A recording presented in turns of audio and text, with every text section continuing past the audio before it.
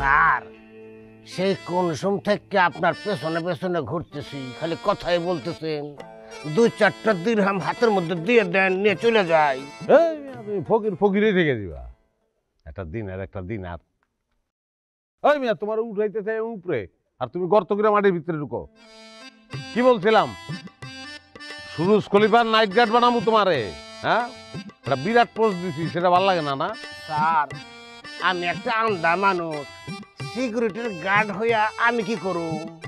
এই গ্রামের গেন্দু চোরার খবর তো জানেন না, কারিশমাটিক চোর, চোখের নিমষে সবকিছু সাফা করে নিয়ে যায়।